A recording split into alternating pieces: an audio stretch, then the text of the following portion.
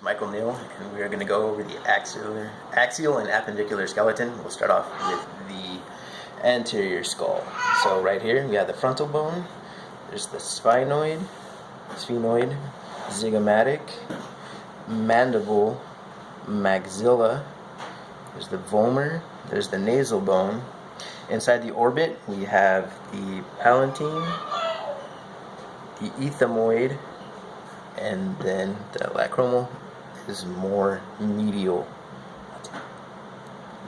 Alright, next we're going to go over the posterior skull. Up here we have the parietal bone, the temporal, you can see from the lateral portion, occipital, and back here is the posterior of the mandible. Alright, next we're going to go over the lateral skull. Right here we have the parietal bone, we have the posterior of the brain case, we have the occipital, here's the temporal, here's the sphenoid, zygomatic,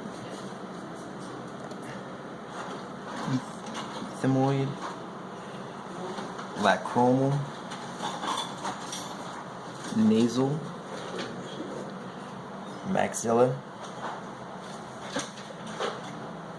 and the mandible. Now we're going to do the inferior skull. At the occipital, the parietal, the temporal, the ethmoid, which runs here, is part of the frontal. Next, we're going to do the vertebral column. Here we have thoracic vertebrae. On this section is the lumbar.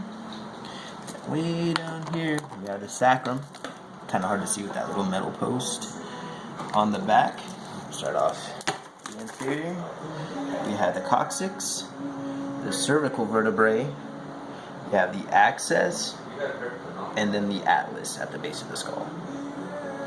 Moving on to the thoracic cage, we have the manubrium of the sternum, we have the true ribs, you have the body of the sternum, the false ribs are this section here where the cartilage attaches them to the other rib as opposed to the sternum, and then we have the floating ribs down here at the bottom, which are floating because there are no cartilages, no costals rather, attaching them.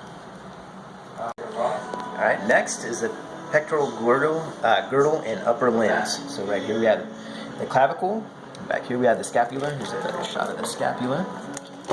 Then moving on to the biggest bone in the upper arm is the humerus. Radius is going to be on the thumb side.